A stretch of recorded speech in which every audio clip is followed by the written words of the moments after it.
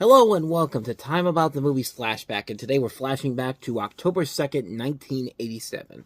We got 5 films to look at today. A couple notable ones here, some good, some bad, the usual stuff here, but let's get right to it. Let's talk about the biggest new release of the weekend. Dudley Moore and Kirk Cameron, coming off of Growing Pains' success, makes his big screen debut with Like Father, Like Son. The noted Dr. Hammond just exchanged minds with his son, Chris. Yeah! You've been out all night in my body. You are grounded for the rest of your life. The way he's feeling, he may never recover. I'm not Dr. Hammond. And neither will anyone else. What? Hit him, Dr. Hammond, hit him. Dudley Moore, Kirk Cameron, Like Father, Like Son. Rated PG-13. Starts tomorrow at a theater near you. And you see why movies like this made Kirk Cameron go into Christianity full-time, because if I made movies like this, I probably would just go ahead and just go down that route too, because good Lord, this movie should not be anywhere near as bad as it is, but good Lord, they found a way to do just that. The premise here is pretty much what you think it is. Dudley Moore is the father, Kirk Cameron's the son. They get into a situation where their brains get switched up, and all of a sudden Kirk Cameron's living in Dudley Moore's body, and Dudley Moore's living in Kirk Cameron's body, that type of thing.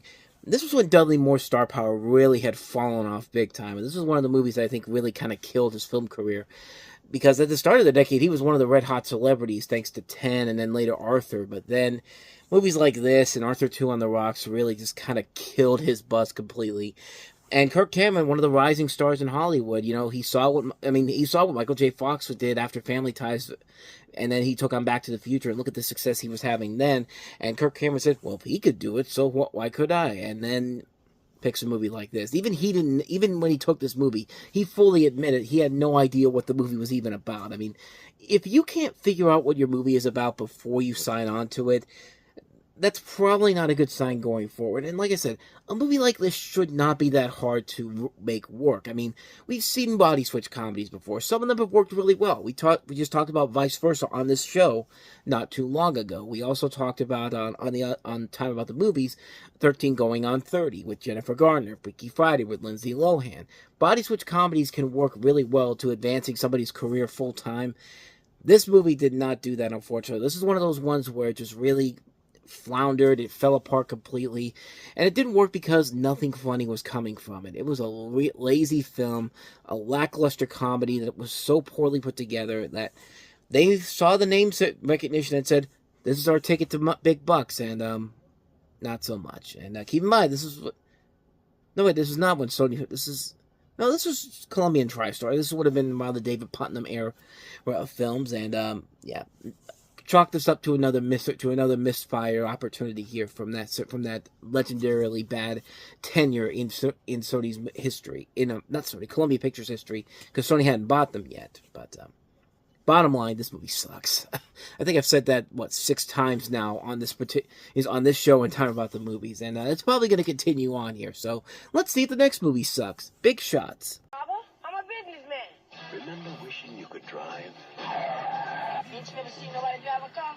Wanting to hang out with the guys? Stand up a red on the rock for me and make it fast, will you? And dreaming you could fight back? Scam and Obi dared to do I can't drive. what others only dream of. They're Big Shots. Don't mess with us again. Rated PG-13. Starts Friday, October 2nd. Check newspapers for theaters.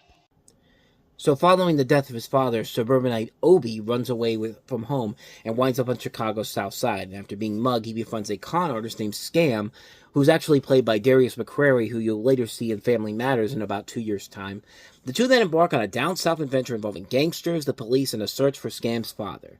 The producer of this movie is Ivan Reitman, and usually when Ivan Reitman has his name on a movie, at least what they thought back then was that, there's a chance this movie could probably do very well. And unfortunately, this is a Joe Esterhaus written film. The same man that gave us the great masterpiece that is Showgirls. Yeah.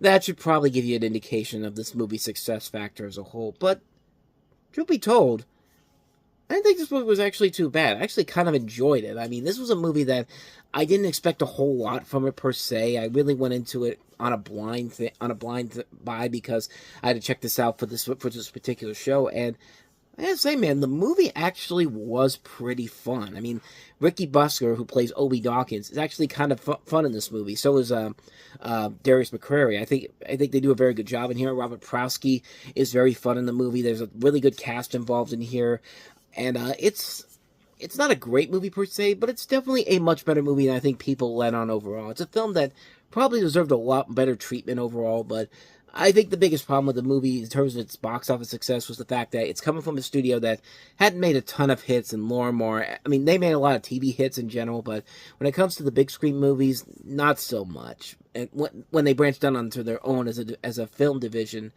but getting very young actors in here that not a lot of big recognizable names in there also kind of dinged in the long run, but it's one you should definitely check out. It's one I was actually kind of surprised by. It's actually a pretty funny, somewhat a little heartwarming too. It's a very fun film overall, very underrated film, and one that I would say it's definitely one of those ones you should definitely check out. I'm sure you can find it on streaming somewhere, but I thought this was pretty good. I highly recommend it. Big shots.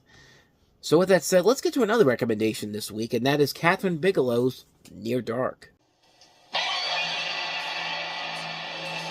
If you're not afraid of the night, if you're not afraid of death, then you have nothing to fear until you meet one of them.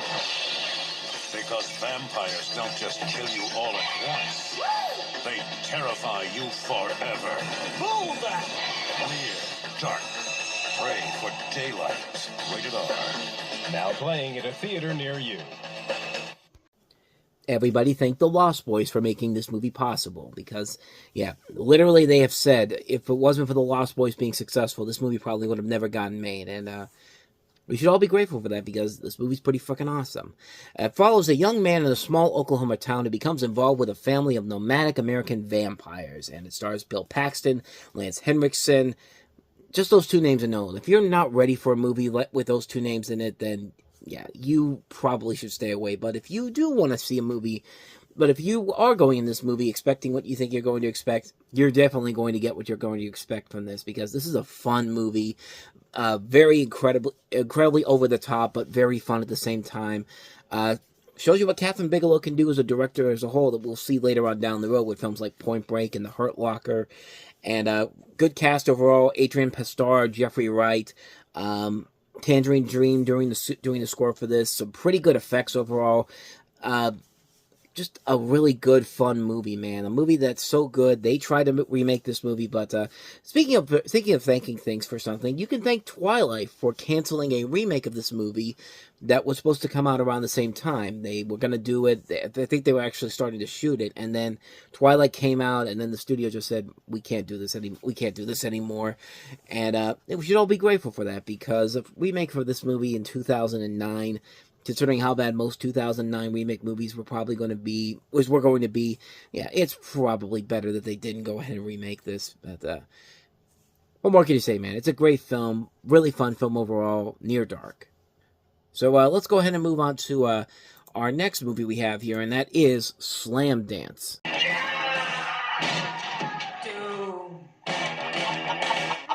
it. Do what you do, Bill! He's got it. I'm on your side, Mr. Drew. No!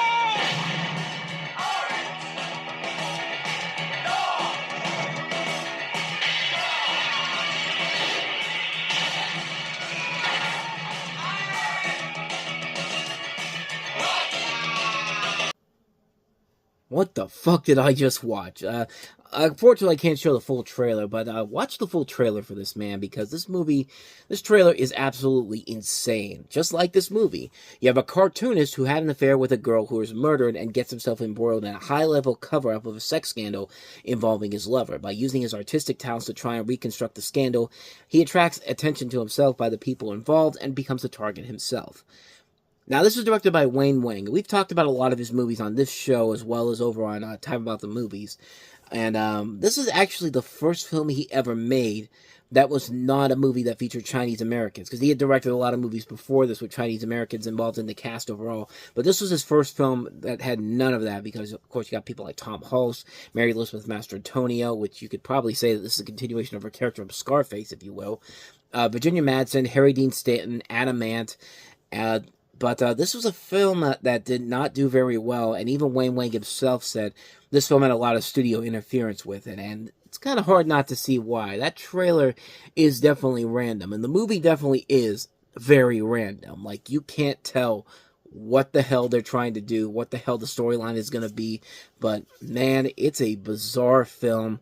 I got to admire it for going as crazy as it did, but at the same time, I can't say it's a great movie overall, but it's a silly, fun movie, though. I'll give it that. I mean, like I said, not a great movie, but over-the-top fun. Just for that, I give it a pass for that.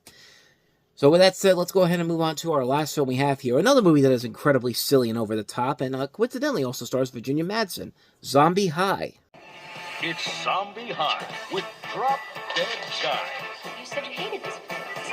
Well, I've changed my mind. Brainless girls. Do you think you could heat it up a little bit?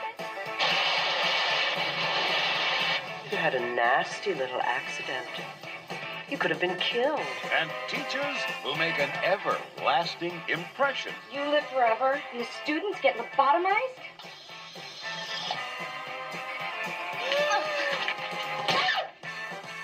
He's a total droid, brain dead.